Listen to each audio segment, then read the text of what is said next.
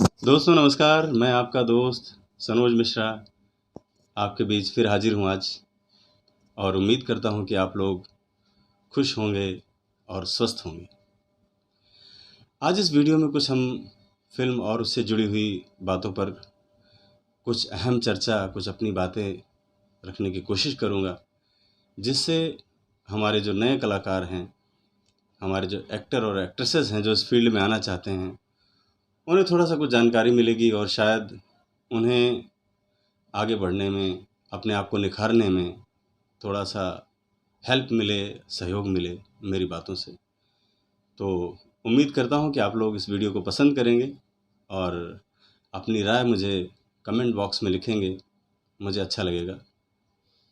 बात करते हैं आज के 30 साल 35 साल पहले की। 30-35 साल पहले सिनेमा देखना इतना आसान नहीं था। उस वक्त लोग आसानी से उपलब्ध नहीं था सिनेमा, ऐसा कह सकते हैं हम लोग।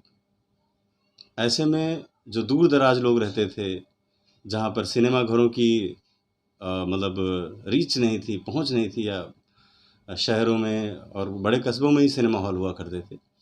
ऐसे में दूर दराज के लोग, जो लोग पुराने लोग हैं वो जानते होंगे कि एक बुक आती थी जिसमें सिर्फ डायलॉग्स लिखे होते थे फिल्मों के, और वो फिल्म जो आने वाली होती थी उसके डायलॉग्स होते थे, या रिलीज़ हो गई होती उसके डायलॉग्स होते थे। उन डायलॉग्स को पढ़कर ही उस फिल्म का पूरा मज़ा ले लेते थे लोग। ऐसा भी एक समय था कि इस फिल्म देखने के बजाय उसी को पढ़कर दिमाग में इमेजिनेशन करते थे लोग कि ऐसा होता होगा, क्योंकि उसमें एक एक संवाद हर कलाकार के लिखे रहते थे। और वो किताबें बहुत ज़्यादा प्रचलित थीं, मेले में, बाज़ार में, हाट में, हर जगह बहुत आसानी से उपलब्ध रहती थीं और लोगों को सिनेमा से जोड़ने का एक बहुत बड़ा काम करती थीं। जो लोग सिनेमा नहीं देख पाते थे, उन्हें भी पता होता था कि इस फिल्म में क्या हुआ है, कैसे हुआ, क्या क्या हुआ। सारे संवाद, एक एक संवाद हर कलाकार के लिखे होते थे, और उसके बाद डिस्क्रिप्शन भी लिखा रहता था, विवरण। जैसे कोई आदमी आगे बढ़ रहा है, उसने किसी को मारा या चलकर वहाँ तक गया, तो वो चीज़ें भी उसमें डिस्क्राइब रहती थी, लिखी रहती थी हर एक चीज़। उसके बाद थोड़ा सा और आगे आते हैं तो एक समय ऐसा भी आया जब साउंड ट्रैक का दौर आया। मतलब लाउड स्पीकर में घरों में लोग कैसेट लगाकर, जब वीडियोज़ उपलब्ध नहीं थे, वीसीआर तो उसके बाद में आया, उसके पहले की बात है कि ज़्यादातर लोग साउंड ट्रैक सुनकर ही फ़िल्म का पूरा मज़ा लेते थे। और बहुत सारी ऑडियो कंपनियां ऐसी थीं जो सिर्फ साउंड ट्रैक बनाती थीं। जो पॉपुलर फ़िल्में होती थी उनका साउंड ट्रैक रिलीज़ होता था। और बहुत सारी फ़िल्में हैं इसमें, जैसे कि मेरा गाँव मेरा देश, कुली, और बहुत सारी इस तरह की फ़िल्में। लेकिन जो सबसे ज़्यादा पॉपुलर फ़िल्म हुई थी वो थी शोले। शोले का हर डायलॉग, हर संवाद, जो सेलेक्टेड संवाद थे उसमें, उसको बड़े अच्छे ढंग से पिरोकर लोगों के सामने रखा जाता था, और कैसेट लगती थी, उस कैसेट को लोग सुनते थे और फिल्म को इमेज करते थे। दिमाग में उनके अपने काल्पनिक जो चित्र चलते थे जिन्होंने फिल्म नहीं देखी थी। तो इस तरह से जो एक माध्यम था हमारा सिनेमा, वो कहीं ना कहीं लोगों तक पहुंचता था। पहले लोग सिनेमा हॉल में फिल्म देखने जाते थे। लोग लाठी डंडे खा के टिकट पा जाना बड़ी बात हुआ करती थी एक समय में, कि हमने बालकनी का टिकट ले लिया। ये बड़ी बात होती थी एक समय में। आज हमें सिनेमा दिखाना पड़ता है, दिखाना चारों तरफ से। टीवी पर ऐड देना होता है, होर्डिंग्स लगाने पड़ते हैं, एफएम में, दुनिया भर के जो सिस्टम बने हुए हैं, सोशल मीडिया का जो बहुत बड़ा प्लेटफॉर्म है, यहाँ पर फिल्मों को भी बहुत ज़्यादा प्रचारित किया जाता है, पब्लिसिटी की जाती है उनकी, ताकि लोग देखने के लिए आएँ। आज हम ज़बरदस्ती डोर टू डोर टिकट भी पहुँच जाता है, अगर आपके घर में अगर आप चाहेंगे तो आपके घर टिकट पहुँच जाएगा। मतलब डोर टू डोर लोगों को घरों से निकाला जाता है फ़िल्म देखने के लिए, कि आप फ़िल्म देखिए आके। क्योंकि सिनेमा अब चूज़ी नहीं रहा, इतना ज़्यादा जो पहले का क्रेज़ था वो क्रेज़ भी कम हुआ है, और चूज़ी नहीं रहा। आज आपके हाथ में सिनेमा है, आप अपना एक बटन दबाकर मोबाइल पर फ़िल्में देख लेते हैं। बड़े बड़े ओटीटी प्लेटफॉर्म आपके हाथों में हैं, आप जब चाहें आसानी से, आपको सिनेमा उपलब्ध है, जब चाहें तब देखें और अपने समय के हिसाब से देखें। आपको समय का भी बाउंडेशन नहीं रहा कि आप एक निर्धारित समय पर ही फिल्म को देखेंगे। अब हम आते हैं आज के अपने मुद्दे पर। मुद्दा हमारा आज का भी कला और कलाकार से जुड़ा हुआ है। और जैसा कि हम सब जानते हैं कि जब हम थिएटर में, सिनेमा हॉल में, या टीवी पर, मोबाइल पर, कहीं पर फिल्म देखते हैं, अगर सीरियल देखते हैं या कोई शॉर्ट फिल्म देखते हैं, तो विजुअल्स देखते हैं सामने, हमारे सामने चित्र होते हैं, वीडियो होता है और उसकी आवाज़ हमारे कानों में सुनाई देती है। मतलब जो संवाद अदायगी हो रही है, जो डायलॉग डिलीवरी हो रही है और डायलॉग डिलीवरी को सपोर्ट करने के लिए एक सिस्टम होता है, वो है बैकग्राउंड म्यूज़िक, ताकि आपने जो कहा है उस बात को बड़ी अच्छे तरीके से समझाया जा सके कि आप दुखी हैं तो उसके पीछे दुःख वाला बैकग्राउंड बजेगा। तो एक माहौल बनता है और वो कानों का और आँखों का जो मिश्रण होता है वो हमारा दिमाग रीड करता है। और यही रीड जो हमारा दिमाग करता है सिनेमा में, वही या तो अच्छा लगता है या तो बुरा लगता है। 2 ही चीज़ें होती हैं। हमें सिनेमा या तो अच्छा लगा या तो खराब लगा या कभी-कभी एवरेज लगा, जैसा भी हो। लेकिन ये दोनों ही माध्यम सिनेमा के लिए बहुत ही इम्पोर्टेंट है। आज का हमारा मुद्दा है साउंड, संवाद, यानी कि डायलॉग डिलीवरी। डायलॉग डिलीवरी की जहाँ तक बात करें हम, तो एक ज़माने में ऐसा था कि जब ओरिजिनल सेट लगते थे, ब्लैक एंड व्हाइट फ़िल्मों के दौर में, तो जो चीज़ें रिकॉर्ड होती थी आवाज़, वही आवाज़ बाद में फ़िल्मों में डाल दी जाती थी, क्योंकि पिक्चर अलग शूट होती थी और वॉइस अलग रिकॉर्ड होती थी। अभी के जैसा सिस्टम नहीं था। तो वो दोनों को मिक्स कर दिया जाता था। बाद में जब बाहर आउटडोर शूटिंग्स होने लगी, तो लगा कि ये चीज़ अब कारगर नहीं है और हमारे जो फ़िल्म के जो लोग थे, टेक्नीशियंस लोग थे, जो फ़िल्मकार लोग थे, उन्होंने एक नई टेक्नीक ईजाद की, डबिंग की। मतलब जो आपने सेट पर जो अभिनय किया, जो संवाद अदायगी की, उसके बाद सेम वही स्टूडियो में जाकर आपको वैसा ही अपने जो लिपसिंग होती है, जिस तरह से आप बात करते हैं, उसी लिपसिंग पर आपको अपनी बात, अपने डायलॉग्स और पूरी फीलिंग के साथ कहना होता है।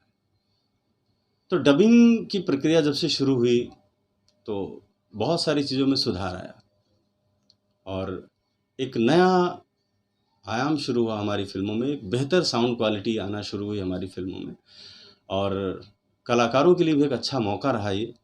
मौका इसलिए रहा क्योंकि कभी-कभी ऐसा भी होता है कि हम बहुत ज़्यादा कला में या उस कैरेक्टर में हम नहीं जा पाते ऑन द सेट, जब हम कभी कहीं अनकॉन्शियस फ़ील करते हैं या हम असहज महसूस करते हैं अपने आप को, तो ऐसे जो सीन्स या जो दृश्य हम पिक्चराइज़ करते हैं, उनको बाद में डबिंग के ज़रिए थोड़ा-सा सुधार किया जा सकता है। मतलब आप अपनी वॉइस के ज़रिए उस कैरेक्टर को और अच्छा मज़बूत बना सकते हैं, जो थोड़ा-सा कहीं से हल्का रह गया। तो आज के समय में क्या हमेशा ही वॉइस क्वालिटी और संवाद अदायगी, ये दोनों ही चीज़ें और अभिनय आपका, ये दोनों का एक मिश्रण रहा है हमेशा। अगर आप बहुत अच्छा अभिनय करते हैं और आपको संवाद अदायगी का तरीका नहीं पता है, तो मेरे ख़्याल से आपका कलाकार होना, आप अधूरे कलाकार हैं।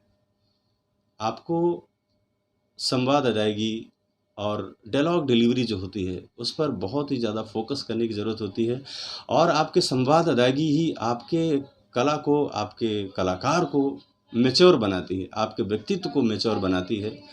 आप देखेंगे पुराने ज़माने में जितने भी बड़े कलाकार हुआ करते थे, उनकी सबकी एक आइडेंटिटी होती थी, पहचान में आ जाते थे कि कौन है कलाकार जो हमारे सामने या उनकी आवाज़ सुनते ही हम पहचान जाते थे कि अरे ये तो प्राण साहब की आवाज़ है, ये अमजद खान की आवाज़ है। अमिताभ बच्चन साहब, आज भी उनका एक, उनसे बड़ा मेरे ख़्याल से आवाज़ का धनी तो कोई नहीं हुआ होगा बॉलीवुड में आज तक। और वो उन्होंने अपनी आवाज़ के ज़रिए बहुत कुछ एक्सपेरिमेंट किए और उन्होंने बताया कि आवाज़ भी इंसान की जो होती है वो बिकती है। आज उनके बहुत सारे ऑडियो क्लिप्स और बहुत सारा उनका वॉइस डब लोग अपनी फ़िल्मों के लिए उनकी आवाज़ लेते हैं, बैकग्राउंड के लिए उनकी आवाज़ लेते हैं। ऐसे बहुत सारे कलाकार हुए हैं। उनमें आप कह सकते हैं कि पुराने ज़माने प्रेम चोपड़ा साहब की आवाज़ एक अलग पहचान बनाती थी, धर्म पाजी की आवाज़ एक अलग पहचान बनाती थी, जीवन साहब की आवाज़ एक अलग पहचान बनाती थी। इन सब में अगर हम बात करें किसी की उस दौर में, तो एक कलाकार ऐसे थे जिनका नाम था स्वर्गीय संजीव कुमार साहब। आप जब कभी उनकी फ़िल्मों को देखें, तो मैंने अंदाज़ा लगाया, मैंने कई सारी फ़िल्में उनकी, लगभग सभी फ़िल्में देखी होंगी। तो मैंने देखा कि उनकी अदायगी के साथ-साथ उनकी डायलॉग डिलीवरी, उनकी आवाज़ भी चेंज हो जाती थी। अगर वो रोमांटिक हैं, तो पूरी तरह से उनकी आवाज़ रोमांटिक होती थी। अगर वो गुस्से में हैं, तो उनकी आवाज़ बेस वाली हो जाती थी, अलग हो जाती थी पूरा।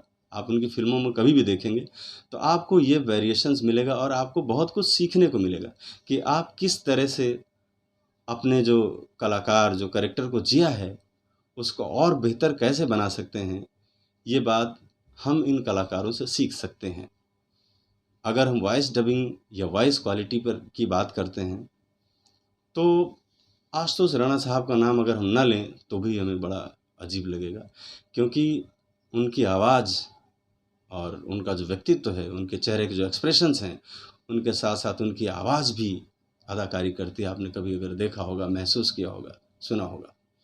ओमपुरी साहब की आवाज़ भी एकदम अलग थी और मुझे लगता था कि मेरी फ़िल्म थी गांधीगिरी, उस दौरान काफ़ी वो बीमार थे, काफ़ी मतलब उनकी तबीयत ठीक नहीं थी और हमें फ़िल्म की डबिंग करनी थी। शायद ये उनकी अंतिम फ़िल्म थी। तो उस दौरान उनकी बीमारी के चलते हुए मैंने इंडस्ट्री में पता किया कि भाई ओमपुरी साहब की डबिंग कौन कर सकता है। तो आप यकीन नहीं मानेंगे, 2-3 महीने तक मेरी 2 महीने तक खोज जारी रही, लेकिन ओमपुरी साहब जैसी आवाज़, बाकी के सबके डबिंग आर्टिस्ट, मिमिक्री आर्टिस्ट आपको मिल जाएँगे, लेकिन ओमपुरी साहब जैसी आवाज़ मिलना बहुत ही मुश्किल है। मेरा सौभाग्य रहा, मैं उनके साथ काम किया और बहुत कुछ सीखा मैंने उनसे। तो वो एक ऐसी आवाज़ थी जो बॉलीवुड में कोई डब नहीं करता है।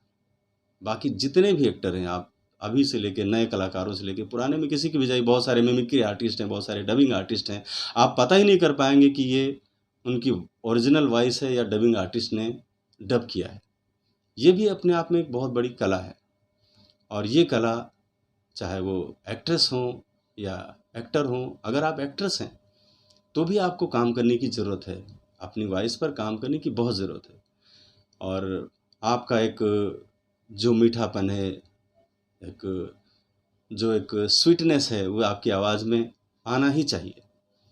अगर हम हीरोइंस की बात करते हैं, जो फीमेल एक्ट्रेसेस हैं, तो उसमें बहुत ज़्यादा तो एक्ट्रेसेस की आवाज़ रिकॉग्नाइज नहीं होती है, लेकिन हेमा मालिनी साहब की आवाज़ जब कभी, हेमा मालिनी जी की आवाज़ कभी जब आप सुनेंगे तो आपको लगेगा कि हाँ, ये हेमा जी की आवाज़ है। ऐसे कुछ कलाकार हैं जो फीमेल एक्ट्रेसेस, जिनको हम लोग रिकॉग्नाइज कर सकते हैं कि हाँ, ये किसकी आवाज़ है। अब हम बात करते हैं अगर बॉलीवुड में आज के दौर की, तो आज के दौर में कलाकार अपनी एक्टिंग पर, मसल्स बनाने में और जिम जाने में बहुत ज़्यादा अपने आप को इन्वॉल्व रखते हैं। लेकिन मुझे लगता है कि जिस पर आपको सबसे ज़्यादा काम करना चाहिए, वो है आपकी वॉइस क्वालिटी। उस पर आप काम नहीं करते, बिल्कुल भी नहीं करते, ना के बराबर करते हैं। लोगों को लगता ही नहीं कि हाँ, इसकी भी कोई ज़रूरत है। जबकि मुझे लगता है कि अगर आप एक कलाकार हैं, आप एक पुरुष कलाकार हैं, मेल एक्टर हैं, तो आपकी आवाज़ में बेस होना बहुत ज़रूरी है।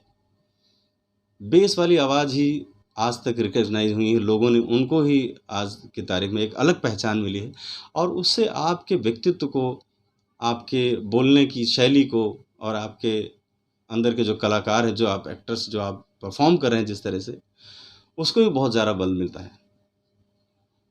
आप सोचेंगे कि ये बात मैं क्यों कह रहा हूँ। आप इस चीज़ को महसूस करें, उस दौर से आप जोड़ कर देखें जब सिर्फ लोग साउंड ट्रैक सुनकर फिल्मों का मज़ा लेते थे। आज भी वो चीज़ उतनी ही इम्पोर्टेंट है, आपकी वॉइस क्वालिटी उतनी ही इम्पोर्टेंट है। और बड़े बड़े जो इंस्टीट्यूट हैं, जो बड़े बड़े ड्रामा के पार्ट हैं, वहाँ पर भी आपको ये सिखाया जाता है। वॉइस डबिंग आपको सिखाई जाती है, वॉइस क्वालिटी आपको सिखाई जाती है, क्योंकि वो भी आपके परफॉर्मेंस का एक हिस्सा है। आपकी वॉइस क्वालिटी के साथ साथ आपको जिस चीज़ पर गौर करना होता है वो है आपका प्रोनाउंसिएशंस, मतलब आप बोलते कैसे हैं, आप शब्दों का उच्चारण किस तरह से करते हैं, ये बात भी बहुत ज़रूरी होती है। सपोज़ अगर आप किसी से मिलने गए और मिलते ही आपको किसी ने बोल दिया कि भाई साहब आप बिहार से हैं क्या, या आप पंजाब से हैं, या आप दिल्ली से हैं, तो इसका मतलब ये है कि आपका जो स्थानीय कल्चर है, आप जिस कल्चर में पले बढ़े हैं, वो कल्चर आपके साथ चला आया है, मतलब आपकी आवाज़ में वो चीज़ें हैं। और मेरे ख्याल से एक मैच्योर कलाकार के लिए ये अच्छी बात नहीं होती है। अगर आप हिंदी सिनेमा में काम करने के लिए आए हैं तो आपको एक शुद्ध हिंदी आना बहुत ही ज़रूरी है, जो मुझे भी नहीं आती है क्योंकि मैं कलाकार नहीं हूँ, लेकिन मैं समझ सकता हूँ और आपको बता सकता हूँ। शब्दों का उच्चारण बहुत ही ज़रूरी है। कि आप किस शब्द का इस्तेमाल कहाँ पर कर रहे हैं और उसे कैसा बोला जाना है। ये बात समझना, जानना उतना ही ज़रूरी है जितना आपका अभिनय करना ज़रूरी है। अब हम बात करते हैं कि अगर आज के दौर में जो बहुत ज़्यादा ग्रामर पर हम लोग काम नहीं करते या बहुत रफली बोलते हैं, तो ठीक है, आज के सिनेमा की डिमांड है इंग्लिश और हिंदी के मिले-जुले शब्द हम लोग बोलते हैं, तो वैसी ही चीज़ें हमें बात करें, लेकिन कम से कम जो शब्द जहाँ पर आता है उसका उच्चारण उसी तरीके से होना चाहिए। अगर आप रा बोल रहे हैं तो रा आपका क्लियर होना चाहिए, शा बोल रहे हैं तो आपका शा क्लियर होना चाहिए। ये चीज़ें बहुत ही मायने रखती हैं आपके व्यक्तित्व को निखारने में और आपके अभिनय शैली को निखारने में। अगर आप सोचें कि नहीं इसके बगैर, तो आप कलाकार तो ज़रूर बन सकते हैं, लेकिन एक जो मैच्योर कलाकार का जो एक स्टेटस होता है, जो एक पहचान होती है, मेरे ख़्याल से वो पहचान उस लेवल तक नहीं बन सकती है जिस लेवल तक बननी चाहिए। और इसके लिए बहुत सारे एक्सरसाइजेज़ हैं, सिखाए जाते हैं, बताए जाते हैं। बहुत से सीनियर एक्टर से आप पूछ सकते हैं कि किस तरह एक्सरसाइज किया जाता है वॉइस का। बहुत सारे लोग घड़े में एक्सरसाइज करते हैं, बहुत सारे लोग आलाप करते हैं, और आप भी अपने तरीके से कर सकते हैं। आप अपने मोबाइल में रिकॉर्ड करके अपनी आवाज़ सुन सकते हैं और उसे टैली कर सकते हैं कि क्या ये आवाज़ या जो मैंने डबिंग की है या जो मैंने जो बोला है, या क्या वाक़ई ही इस लायक है जिस लायक सिनेमा में चाहिए। अगर आप सिनेमा के कलाकार हैं या बनना चाहते हैं तो आपके लिए डबिंग आना भी बहुत ज़रूरी है। बहुत सारे कलाकारों को मैंने देखा है कि वो पर्दे पर बहुत अच्छा परफ़ॉर्म कर जाते हैं, लेकिन जब डबिंग के लिए आते हैं तो उनमें वो भाव नहीं आ पाते। ये भी बहुत ज़रूरी होता है कि आपके अंदर वो फीलिंग्स आनी चाहिए, और इतनी ज़्यादा आनी चाहिए कि जो आपने कोई कमियाँ की हैं पहले, उनमें भी सुधार हो सके। बहुत से लोग ऐसे हैं जो डबिंग नहीं कर पाते, तो उनके लिए फिर मुझे डबिंग आर्टिस्ट बुलाने पड़ते हैं। बहुत सारे लोग हैं जिनका कहीं से शब्दों में अड़चन होती है, फँस जाते हैं, वो लोग बोल नहीं पाते, या जितनी स्पीड में उन्होंने डायलॉग बोला है उस स्पीड से फिर डबिंग स्टूडियो में आकर फेल हो जाते हैं, नहीं बोल पाते, या बोल लेते हैं तो खाली पढ़ देते हैं, फीलिंग नहीं आ पाती। तो ये भी बहुत ज़रूरी है कि आपको अपने डायलॉग्स याद होने के साथ साथ, बोलने के साथ साथ उनमें फीलिंग्स आना भी बहुत ज़रूरी है, जो डबिंग आर्टिस्ट के लिए बहुत ही ज़्यादा इम्पॉर्टेंट है। और आप कह सकते हैं कि आज तो सिंक साउंड का दौर आ गया है कि आप सेट पर ही जो आप बोलते हैं, ज़्यादातर सीरियल्स में तो वही होता है, जो सीरियल बन रहे हैं आज की तारीख में, उसमें ये है कि आप जो बोलते हैं वही सेम टाइम वही रिकॉर्ड हो जाता है और सीधा चला जाता है आपके लिए, सीधा टीवी, और आप स्क्रीन पे देख सकते हैं। बड़ी-बड़ी फ़िल्मों में भी होता है, क्योंकि बड़े एक्टर जो होते हैं उनके पास समय नहीं रहता, टाइम नहीं रहता, तो सिंक साउंड करके जो डबिंग कर लेते हैं वहीं पर लोग, और थोड़ा-सा आवाज़ को इधर-उधर करके नॉइज़ को निकाल के फ़िल्म में डाल देते हैं। वो एक अलग मैटर है। वो एक अलग मैटर है कि अक्षय कुमार जी जैसे जो एक्टर हैं, उनकी इतनी हँसकी आवाज़ है, फिर भी वो सुपरस्टार हैं। क्यों हैं? क्योंकि आप उन्हें पसंद करते हैं। लेकिन जहाँ पर वॉइस की बात आती है, वहाँ पर लोग काम करना भूल जाते हैं, अपने पर काम करना भूल जाते हैं। जिस तरह की भगवान ने आपको जो आवाज़ दी है, उसको तो नहीं बदला जा सकता, लेकिन उसको हम प्यूरीफाई कर सकते हैं, मॉडिफ़ाई कर सकते हैं उसको, ताकि उसकी एक अलग पहचान बने। आपके एक कलाकार होने के साथ-साथ आपकी आवाज़ की भी एक अलग पहचान हो, और इसको बहुत ज़्यादा हल्के में लेने की ज़रूरत नहीं है कि अरे हम तो एक्टर हैं तो ज़रूरत नहीं है मुझे। और काम करना इस पर बहुत ज़रूरी उतना है जितना कि आप अपना अभिनय करना चाहते हैं। अभिनय के लिए जितना आप प्रयास करते हैं, उतना ही प्रयास आपको डायलॉग डिलीवरी, प्रोनाउंसिएशंस और सब चीज़ों में, डबिंग को सीखने में लगाना चाहिए। कुछ और मुद्दों के साथ अगली बार फिर आपसे मुलाकात होगी, और आप मुझे देखते हैं, सुनते हैं, मुझे अच्छा लगता है, और मुझे लगता है कि जब भी मैं वीडियो बनाता हूँ आप लोगों के लिए, तो ऐसा लगता है कि मैं आप लोगों के बीच में खड़ा हूँ, आप सब लोगों के बीच में हूँ, और आप सब लोग ऑब्ज़र्व कर रहे हैं, मेरे साथ हैं, मेरी बातों को सुन रहे हैं, और अपनी बातें कमेंट के ज़रिए मुझ तक पहुँचाते हैं। आपका बहुत-बहुत धन्यवाद है। मैं ये तो नहीं कहूँगा कि वीडियो को लाइक कर देना या चैनल को सब्सक्राइब कर देना, क्योंकि ये मेरा धंधा नहीं है, और मुझे इससे कोई वो नहीं है कि चैनल मेरा आपके लिए है, और मेरी बात आप लोगों तक पहुँचाने के लिए एक माध्यम है, और इस माध्यम को मैं चाहूँगा कि आप ऐसा ही स्नेह, प्रेम हमारे साथ बनाए रखें। मैं आपके साथ हमेशा हूँ। कहीं भी अगर आपको लगता है कि किसी तरह की आपको मदद की ज़रूरत है, आपका भी 24 घंटे आपके लिए उपलब्ध हूँ। आपका बहुत-बहुत आभार है। धन्यवाद। नमस्कार।